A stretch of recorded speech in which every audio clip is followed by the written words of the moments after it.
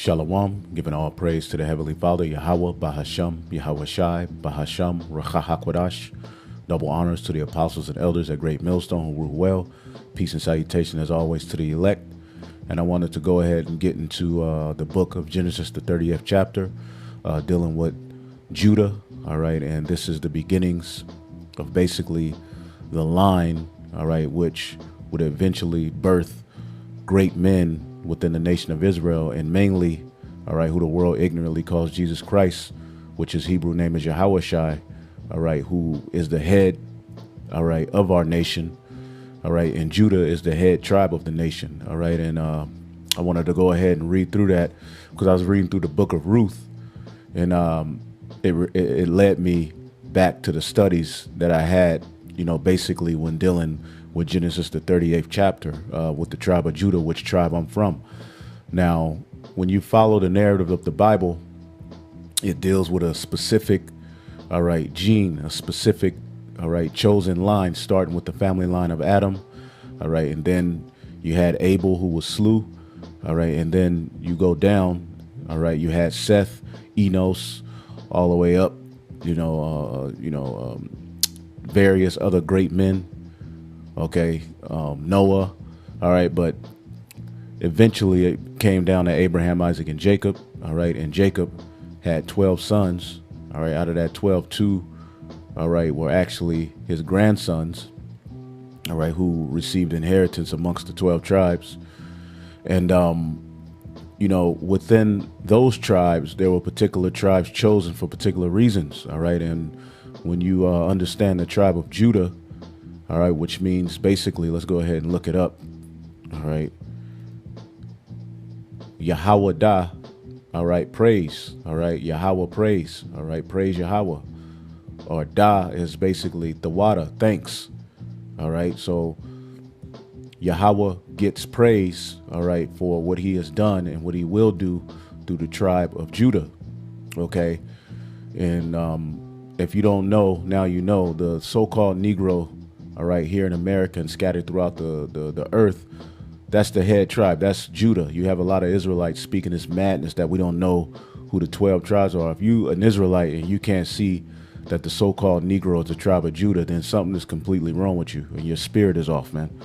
Okay, and Judah actually showed characteristics on why the Heavenly Father chose him, all right, and chose this tribe to be the leader, all right. He was very level-headed, during the time where they sold Joseph off into slavery, which they were all being wicked.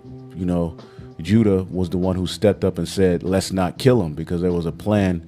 All right, I believe Reuben was one of the ones who was actually, they wanted to put him to death out of jealousy and envy, you see, but Judah was the one who stepped up, all right, to basically say, well, nah, let's not kill him. Judah was also the one who kind of had friction with his father Jacob over sending Benjamin to Israel. Okay, and one of the most touching stories about Judah is when you go to Genesis, the 44th chapter. Now, this was when Joseph was in Egypt and he had become second in command under Pharaoh, and, his brothers reunited with him, but they didn't know it was him. And what Joseph did was he put, two, I believe, vases or, cups inside of Benjamin's bag. And basically he said, I lost it. Where is it? And basically, which one of you got it, if one of you got it, then whoever bag it's in has to stay back with me and be my servant. Because they were under the impression that Joseph, all right, was an Egyptian. Okay, they understood his fame, but they just didn't know that it was him. Okay, because you can read here. I'll just read through it a little bit. Let's see here.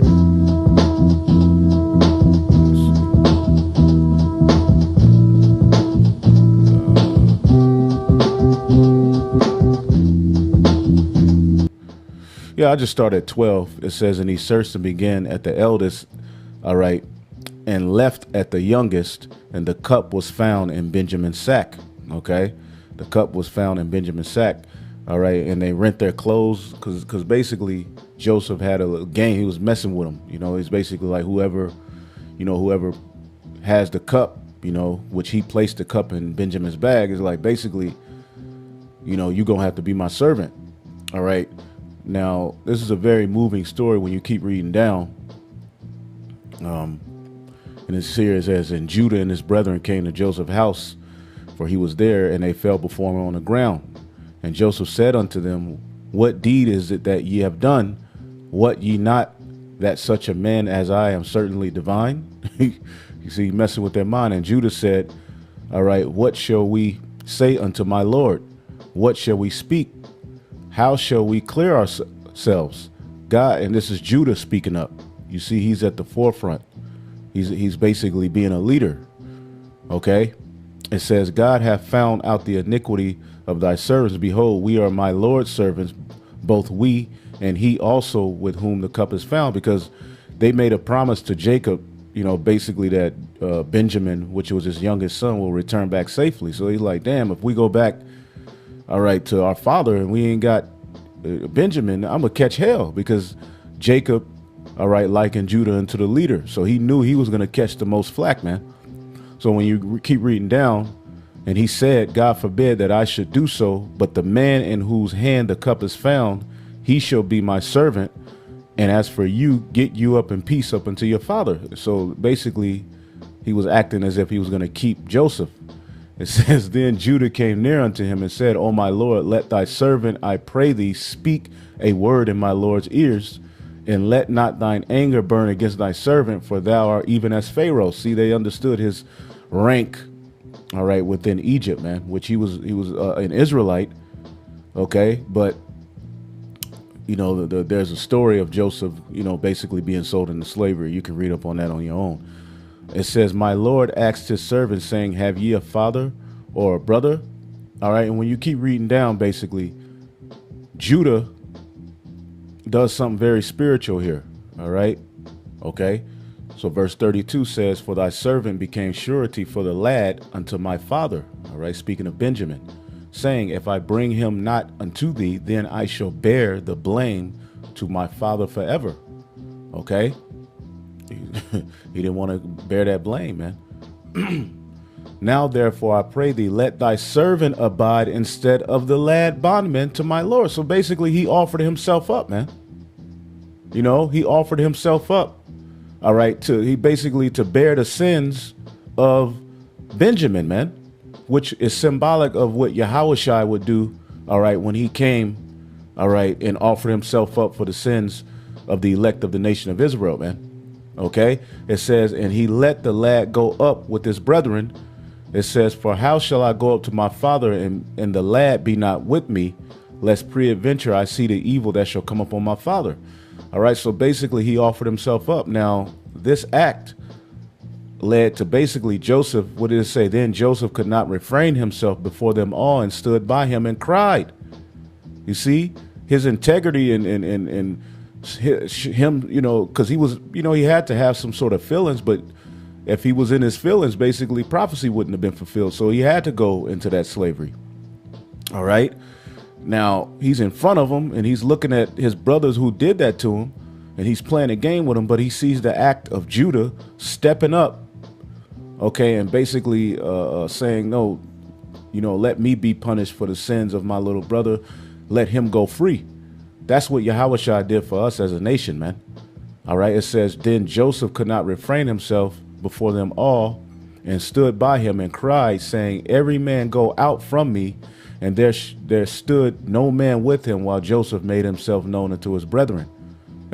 And he wept aloud, and the Egyptians in the house of Pharaoh heard. So, you could continue reading that story. But, that was just a touching story about Judah, the integrity of Judah, man. Because basically he was the one level-headed enough to lead, man.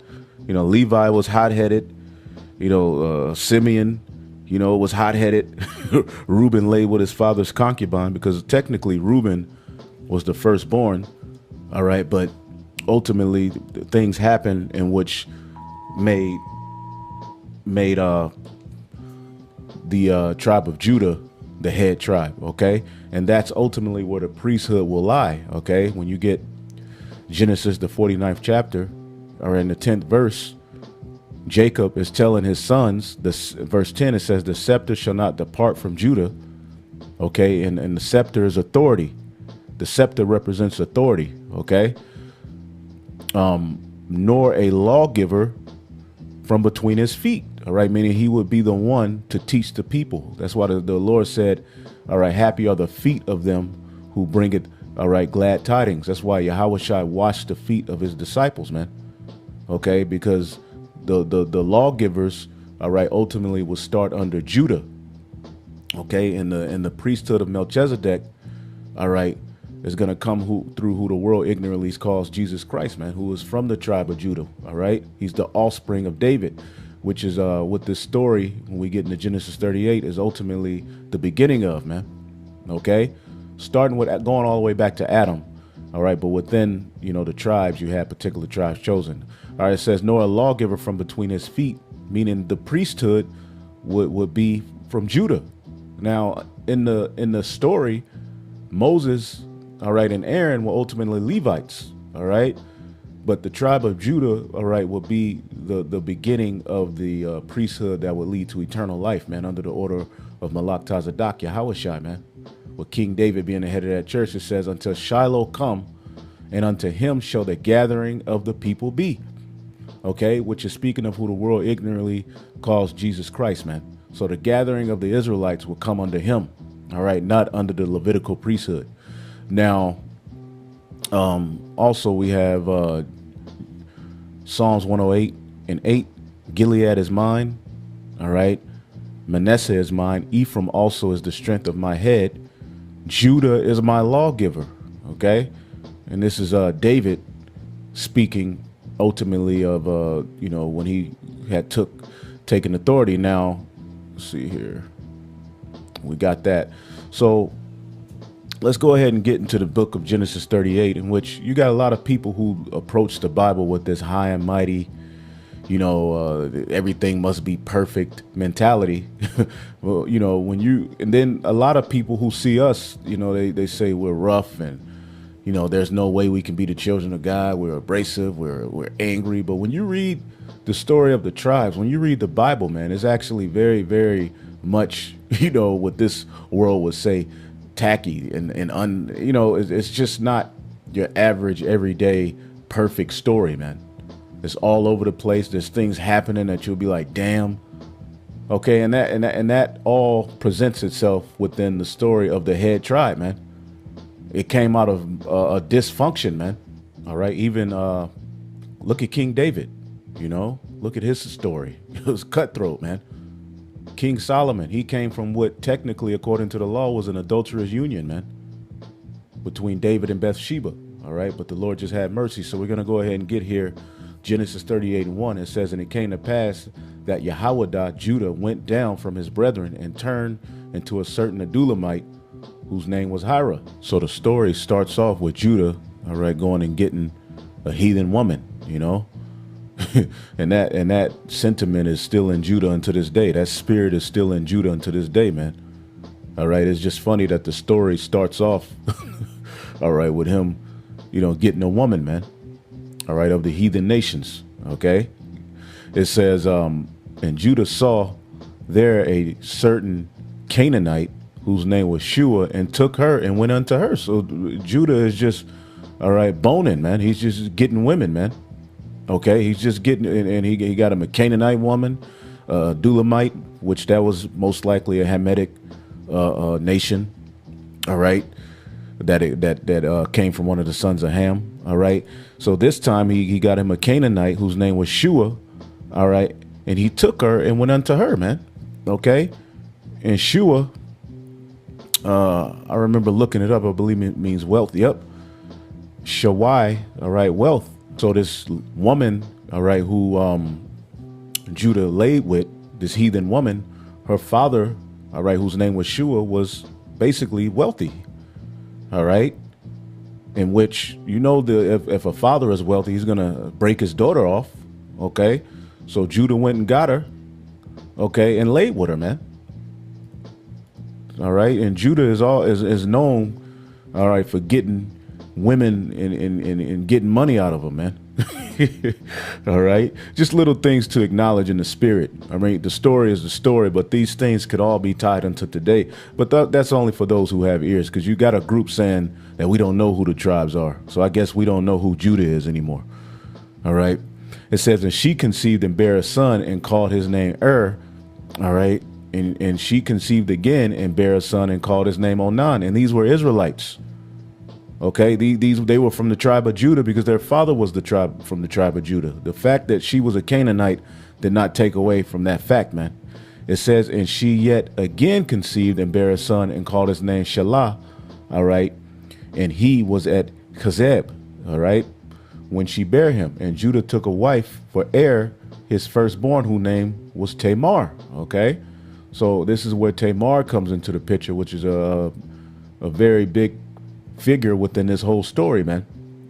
Okay, but the focus is on the seed, because remember, according to the scriptures, all right, of the tribe of Judah will come the Messiah, man. Okay, and that's why Lord we'll get into the book of Ruth, all right, after we go through this, man. All right, that'll be one of my next videos, Lord's will, man. Okay, it says and Tamar just means palm tree, okay, basically erect, you know. So when you keep reading, and palms represent victory, okay? Palms represent victory, okay? So victory is going to come through someone who's going to come through this line, okay, of Judah, okay? It says, and Judah's firstborn, was wicked in the sight of the Lord, and the Lord slew him, all right? So he was wicked. He did wickedness, man. All right, and he had a badass son. All right, that's something known amongst Judah. All right, in this dysfunctional society, you got some badass kids, man. All right, and the heathen were around about, man. So he probably followed after the ways of the heathen and was wicked, man. Okay, and Judah said unto Onan, go unto thy brother's wife and marry her and raise up seed unto thy brother, which shows you that before the law, in Deuteronomy, what is it? Deuteronomy, let's see here. Deuteronomy 25. Oh, I think I had it pulled up. Deuteronomy 25 and 5. Okay, and this shows you that the laws were oral, all right, before they were written on stone, man. If brethren dwell together and one of them die and have no child, the wife of the dead shall not marry without unto a stranger. Her husband's brother shall go unto her and take, all right, her to him to wife and perform the duty of a husband's brother to her. Okay. And this is basically what Judah told Onan to do, because all right, was put to death. The Lord put his rebellious ass to death, man. And the name Onan, all right,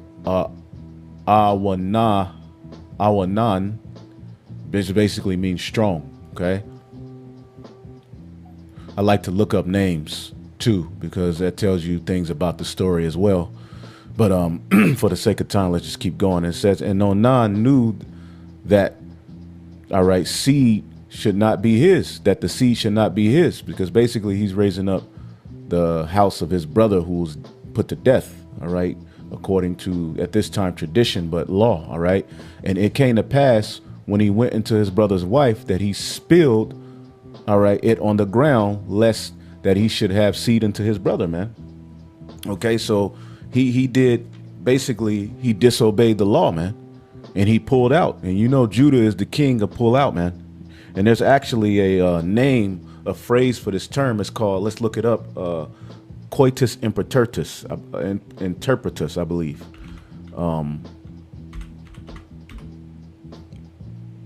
Let's just look up coitus interpretus. Okay. Now, we understand that Judah may not have, Judah's son, all right, Onan, may not have been the first one to do this, but according to the history and the writings, basically, that was the first, okay, recording of it happening. Okay, So basically, the coitus interpretus, also known as the rejected sexual intercourse, all right, uh, or the pull-out method.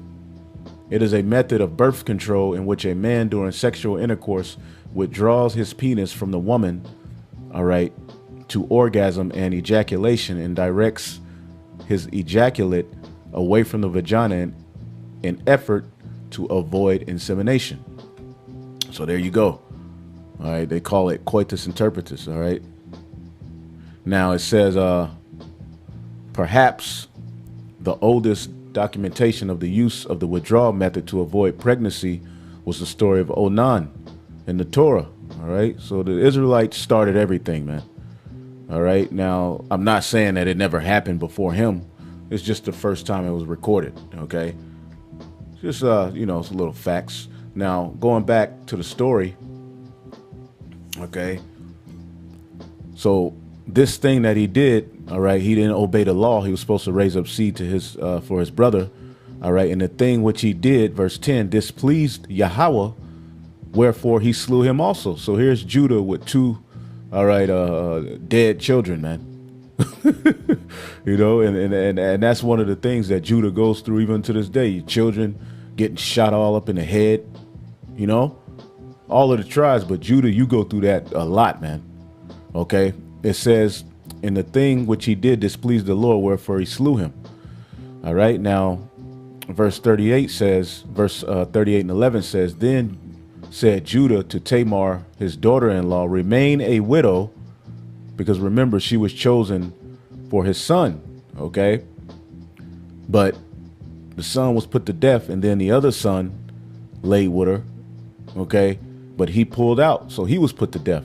So Judah said to Tamar, remain a widow at thy father's house, which that's spiritual.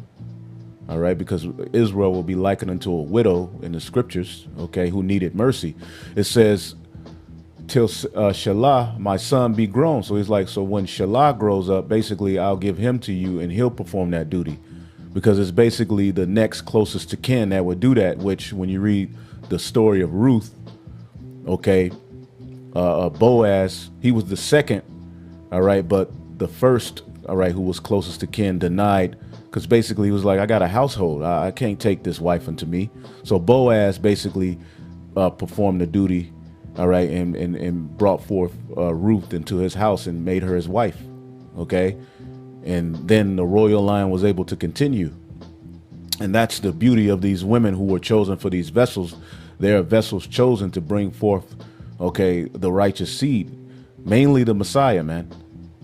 All right. So all call halal Yahweh Bashmi al-Shai for these vessels, for these women. OK, but the focus is the seed they're bringing forth. OK, now, because you got men who will argue all day about Ruth, you know, what nationality she was, or Tamar. Either way it goes, in the kingdom of heaven, they're going to be good. OK, they're going to be good, because if she's a heathen woman, all right, she's going to be with one of the righteous men. I believe they'll be put with one of the 144,000. She'll just be a wife through bondage, which that's a law in the scriptures, that if you see a particular woman from among the captives who you desire, you take her unto yourself. So I believe even if these particular vessels who we're reading about, all right, are heathen, OK, you have to think, well, they're going to be all right anyway. OK, she'll just be a concubine. OK, they'll be OK.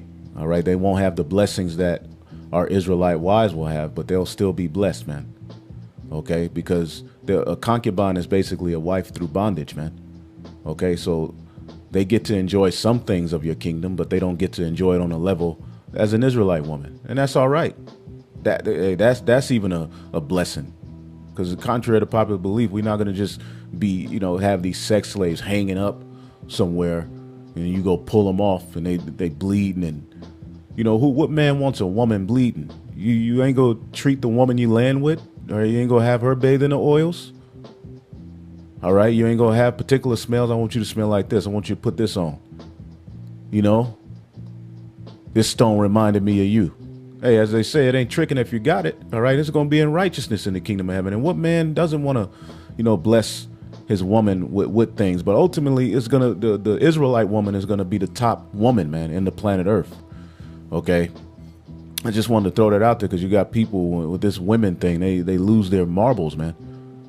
All right, the way that women are treated here and the way that they're valued and looked at here is very different than what they were back in the ancient world, man. All right, their first purpose was to bring forth seed, but there was duties of a woman. The women of this age don't have the mind frame of the women back then, but everything is going to return to its natural order, man. Okay, so look, even the women that we have of the heathen nations, all right, they're gonna be all right, man. Okay, so verse 11 says, then said Judah, all right, so basically Tamar had to remain a widow until Shelah, all right, was grown up, for he said, lest peradventure he should die also, and his brethren, as his brethren did. And Tamar went into her father's house, and she put on the cloth of mourning. You know, and you have to understand, you know, what was going on with her. She was probably pleading to people about her case, you know, all messed up in the head, you know, crying. All right, verse 12 says, and in the process of time, the daughter of Shua, all right, Judah's wife, all right, she died also. Okay. So, and in the process of time, the daughter of Shua, Judah's wife, died. It basically doesn't mention her name. It mentioned her dad's name. All right. Who we read earlier. He was a wealthy man. His name meant wealth. All right. It says, and Judah was comforted. All right. His wife passed away. So, you know, he was comforted and went up unto his sheep shears to Timnath. He and his friend Hira, the Adulamite. Okay, so him and his homie, you know, went up. You know, he needed the company of somebody. Let's go up, you know, to the sheep, you know, and shear. All right. And it was told to Tamar, verse 13. All right, it was told to Tamar, saying, behold, thy father-in-law goeth up to Timnath to shear his sheep. Okay, so it was told unto Tamar, just like Naomi told, all right, Ruth, basically go to the field, you know, around where Boaz, you know, go to his field and basically glean, you know, to set up a point where he can see you in the spirit of having where he'll holler at you. He'll want you, you know, and that's what happened. So we don't know who told Tamar, but Tamar was told basically, all right, because you know she had to been pleading her case. Okay, she was a widow, you know, just like we're a widow pleading our case, man. All right, so she had to have been pleading her case to people. So someone told her, saying, behold, thy father-in-law goeth up to Timnath to shear his sheep. All right. And it says, and she put off her widow's garment from off her. Okay, because there were particular garments that virgins wore. There were particular garments that widows wore. Okay, it says there were particular garments that married women wore. Okay, it says, and she put, all right, her widow's garment off from her, and covered her with a veil, and wrapped herself, and sat in an open place. All right, wrapped herself, which is in the open place. All right, which is by the way of Timnath, for she saw that Shelah was grown. All right, and he was not given unto, she was not given unto him the wife. So, you know, maybe Judah forgot, you know, because basically she was supposed to be put away until Shelah was grown up. All right, and then she was going to be given to him, you know, to basically fulfill the law. All right, which was oral at this time. It was tradition. All right, verse 15, it says, when Judah saw her, he thought her to be an harlot, okay, because she had covered her face, okay? So basically, she played the harlot, okay? Now, Judah's wife had just passed away, okay? Now, another time this happened when an Israelite man's, all right, wife passed away, he went and looked for a prostitute. All right, look no further than the book of Judges, 15:6. All right. It says, then the Philistines said, who have done this? And they answered, Samson, the son-in-law of the Timnite. All right. Because he had taken his wife and given her to his companion. And the Philistines came up and burnt her. All right. Her and her father with fire. So she was burned with fire, man. All right. And that was Samson's wife.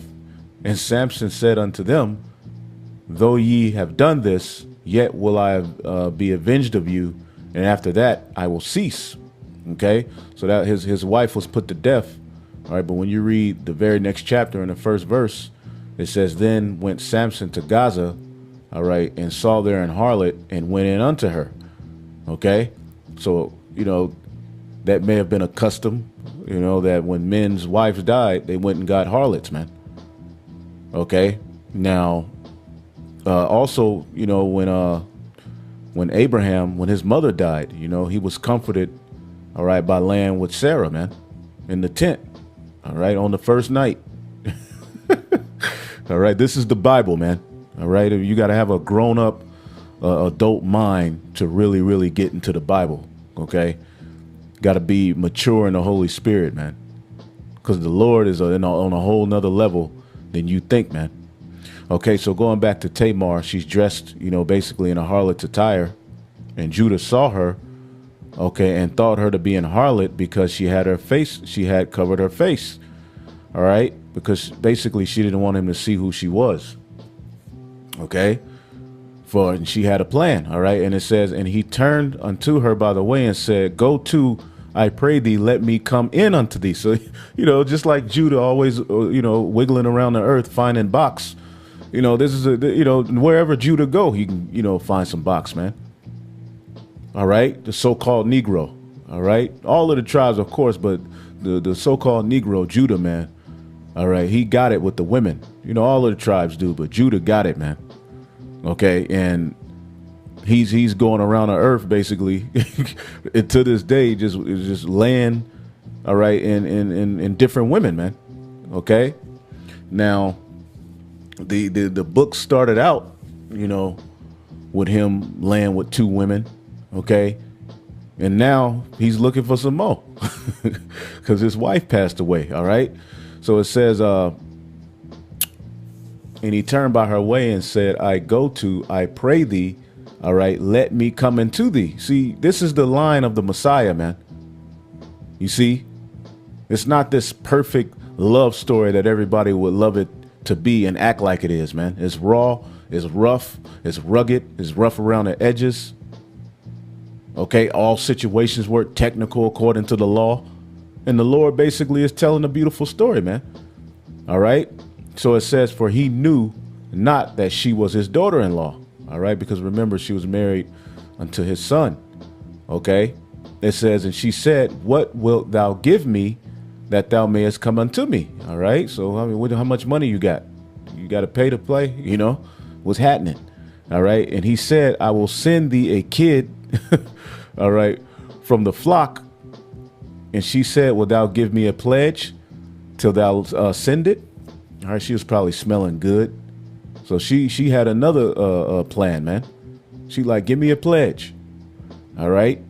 It says, and he said, what pledge shall I give thee? And she said, thy signet and thy bracelets and thy staff that is in thine hand. And he gave it to her, and he came unto her, and she conceived by him. You see that? He didn't pull out. He got all up in that thing, man. Okay, this is the forefather of the tribes, man. This is Judah, big brother Judah, man.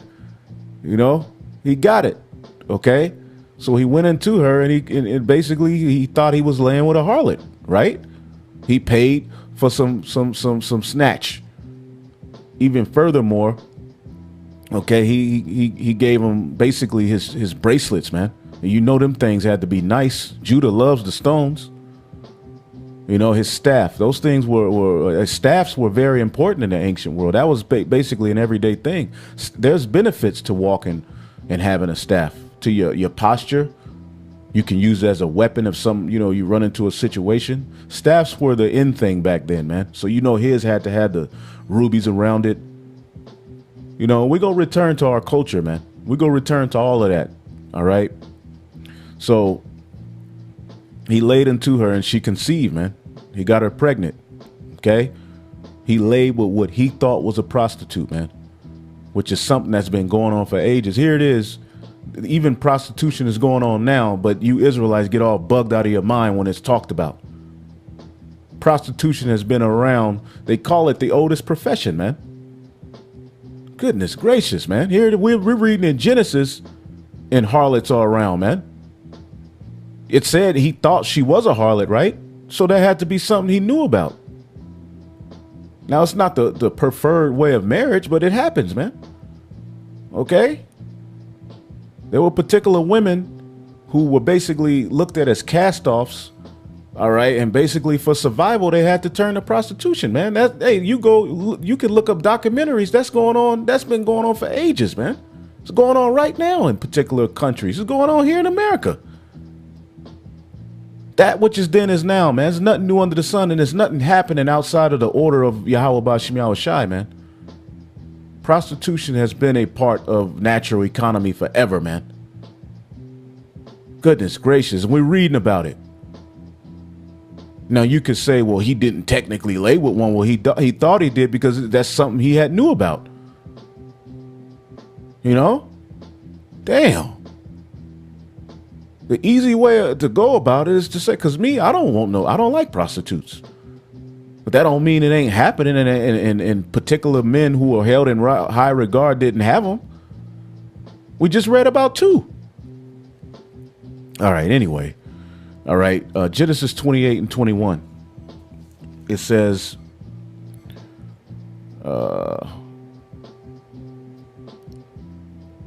so she conceived by him. So we have verse 19. And she arose and went away and laid by her veil from her and put off her garments of widow and put on the garments of widowhood. So she wouldn't put back on the garments. And she laid the veil by her that she had on. All right. And Judah sent the kid, all right, by the hand of his friend, the Adulamite, to receive his pledge from the woman's hand, but he found her not. Okay. So he sent somebody, all right, to get, basically his stuff back.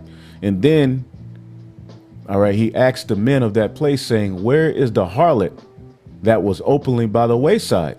All right, because ain't she supposed to be going back into the streets? Huh? Where's she at? And they said there was not an harlot in this place. Harlots don't be around here. Harlots are usually over such and such, And he returned to Judah and said, I cannot find her. And the men of the place said, there was no harlot in this place. Okay. And Judah said, all right, let her take it to her. All right. Lest we be ashamed. All right. Behold, I sent this kid and thou hast not found her. All right. So he's looking for her.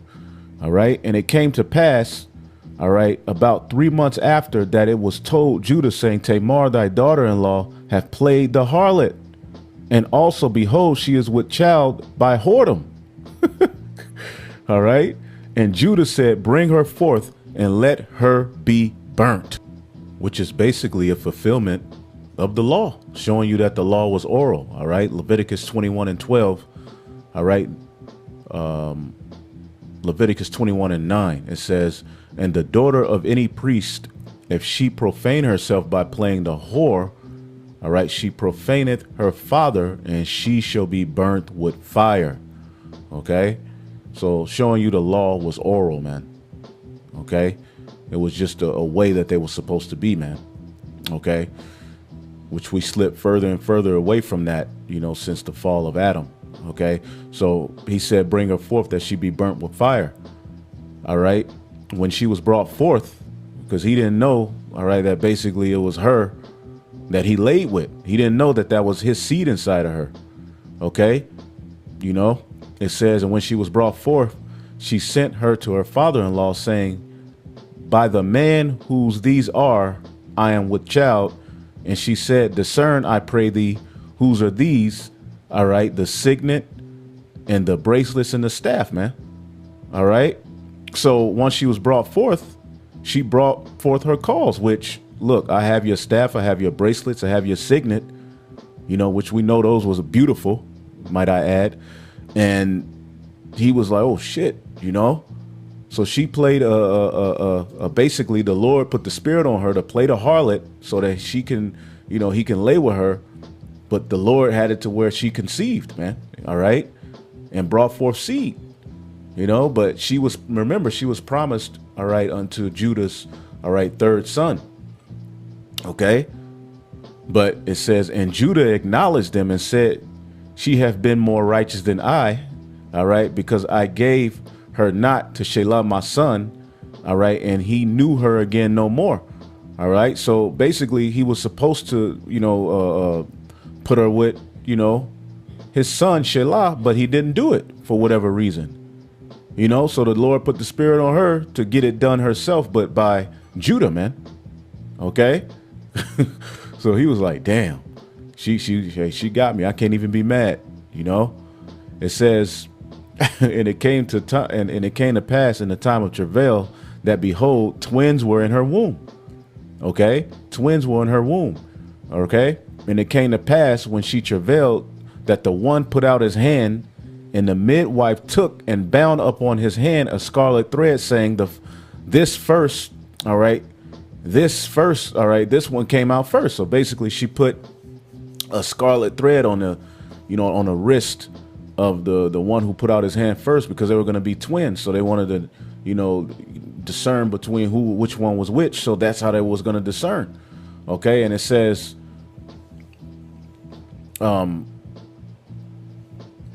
okay, where we at? Verse 28 says, and it came to pass when she travailed that the one put out his hand, and the midwife took and bound upon his hand a scarlet thread, saying, this came out first. All right. Verse 29, and it came to pass, all right, as he drew back his hand, that behold, his brother came out, and she said, how hast thou broken forth? All right. So the miracle of this birth is that one child had his hand out. All right. But basically, okay, the hand went back in, and the other child, all right, who's, all right, the scarlet was not up on his wrist. Okay, he came out before the child who had his hand out first. Now, how do you explain that? See, the Lord is far out, man. This is how the church. This is how bad Judah is, man. All right, it says, and his brother came out, and she said, how hast thou broken forth? This breach, all right, is upon thee. Okay. Therefore, his name was called Pharez. And the name Pharez, all right, means what? Parataza. All right. Parataza, breach. Okay. Breach. And this is the line. All right. The importance of the story is that this is the line that eventually David and the Messiah, Yahushua, will come through. All right. The word breach is basically a break of contact. The act of breaking or failing to observe a law, agreement, all right, or code of conduct. And ultimately, you know, hey, that was the name he was given. Okay. Because Judah was supposed to basically, you know, she had that agreement with Tamar, you know, that basically she would be for, all right, his son Shelah, but he didn't fulfill that. All right. And then the birth itself, man, all right, was a miracle. It was beautiful. So his name was called Breach, Parataza, man. Okay. And it says Tamar was an ancestor of the families of Judah's, from the Herodites. All right. From who came the royal line of David, man. So his name was called Pharez. And afterward came out the other brother that had the scarlet thread upon his hand, and his name was called Zerah. What does the name Zerah mean? Zerach. All right, rising. All right. So that was the twin brother of Pharez, man. But Pharez came out, all right, basically through a miraculous story. All right, he came out first. So when you get the book of Ruth, all right, which I'll go into on another date, when you get the book of Ruth, you know, bringing forth all the way to here, all right, when you get Ruth 4 and 18, you're going to notice that name, all right? Ruth 14 and Ruth 4 and 18. Now, these are the generation of Pharez. Pharez begot Haran, Haran got Ram, all the way down, all right, to Salmon and Boaz, who, all right, basically laid with Ruth to bring forth Obed, all right, who was the what? The father of Jesse, who Jesse got David, all right? And according to the scriptures, okay, a root from that line, okay, a root from that line. All right, Isaiah 11:1. And there came forth a rod out of the stem of Jesse, and there shall come forth a rod out of the stem of Jesse, and a branch shall grow out of his roots, which ultimately will be Yahushua, man. And through him, rest and peace is going to come in the kingdom of heaven, man. All right, and we're the house of David. Okay, so that concludes the story. It was all over the place, you know, but hey, that's how the scriptures are. That's how the spirit is. Hopefully I will edify it. Shalom.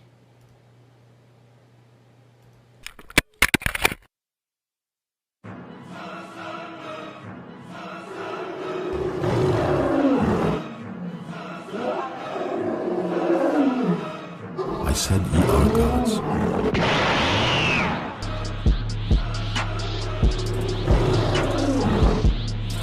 Judah, thou art he whom thy brethren shall praise. Thy hand shall be in the neck of thine enemies. Thy father's children shall bow down before thee. Judah is a lion whelp. From the prey, my son, thou art gone up. He stooped down. He couched as a lion.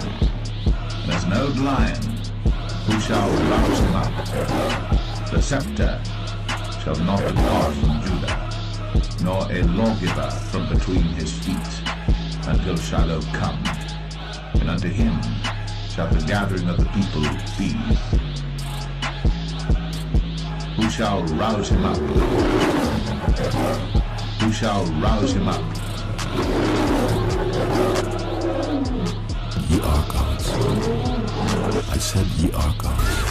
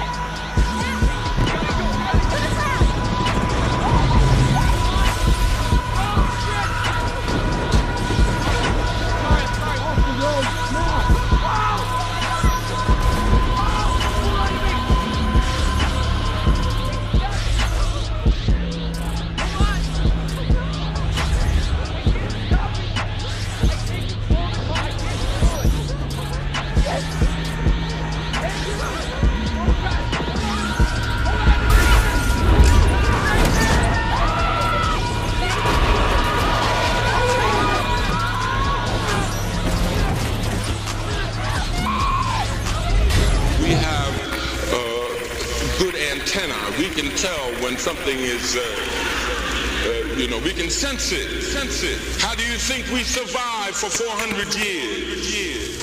50 million black people were torn from Africa, and only a fraction survived, and the fraction that survived had the highest development of the survival instinct of any people on the face of the globe. And we are their children. We shall survive.